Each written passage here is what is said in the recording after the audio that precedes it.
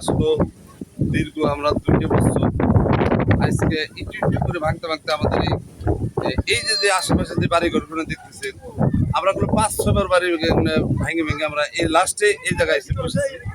এখন আমরা চাইতেছি এটা দূরত্ব আমাদের সামনে লঞ্চ করতে শুরু হলো পানি উন্নয়ন বোর্ড, তারপর PWD এর এই যে কাজটা আমাদের আজকে 2 বছর আশ্বাস দিতেছে যে আজকে এই মাসে কাজ করবো, ওই মাসে কাজ করবো। আমরা রাজবাড়ী জেলায় ডিউনের কাছে পানি উন্নয়ন বোর্ড ডিসি অফ এর কাছে দৌড়িতে দৌড়িতে আমরা এই পর্যন্ত আমরা আজকে এই মাসে কাজ দেবে, কালে ওই মাসে কাজ দেবে, এরকম করতে আমাদের এই কাজটা এই পর্যন্ত কোনো একটা লোক আগ্রহ করে আমরা পাচ্ছি না। এই শুনলাম যে আধুনিক পল্টন চলে আসছে, আসলে পল্টন এসে রয়েছে। এই যে 200 কোটি টাকা বাজেট করলো, এই যদি 200 কোটি টাকার মধ্যে 100 কোটি টাকা এই যারা নদীর পাশে আছে, যারা একর করছে, একরের ভিতরে পড়ছে, এই 100 কোটি টাকা যদি এই বাড়ি ঘর তাদের বিলটা দিয়ে দিত, তারা যায় একটা জায়গা জমি কিনে একটা বাড়িটা করে করতো। আসলে আমরা এদিকটা খুবই অবহেলাভাবে রয়েছি।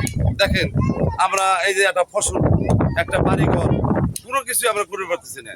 আমরা সবাই আছি কৃষক মানুষ, নদী ভাঙন লোক, আমাদের আশ্বাসে রয়েছে যে বাড়ি আমরা তারা বিল পাবো, আমরা এই নদীর পাশে এইভাবে করে রয়েছি। আসলে আমাদের আজ বিল দেয়, কাল বিল দেয়, এরপরে দিতেছে না।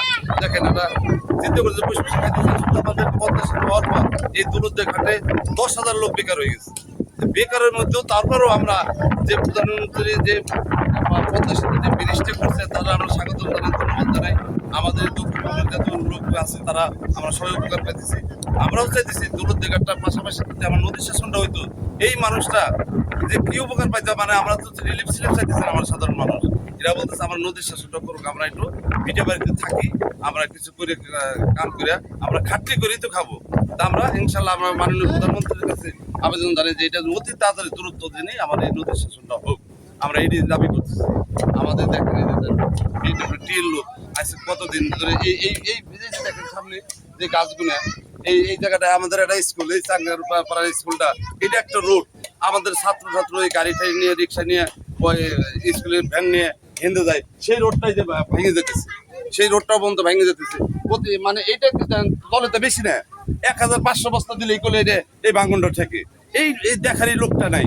আমরা এটি চাইতেছি অতি তাড়াতাড়ি পানি উন্নয়ন বোর্ড তাদের এই জায়গাটা টিএর কাজ, আমরা তাদের কাছে এটাই দাবি করতেছি, তারা অতি তাড়াতাড়ি এটা করুক। আজকে পরশুদিন টিএনও সব আসলো, তারা আমরা ধন্যবাদ জানাই, রাত্রেও চলে এসেছে এই ভাঙন দেখে।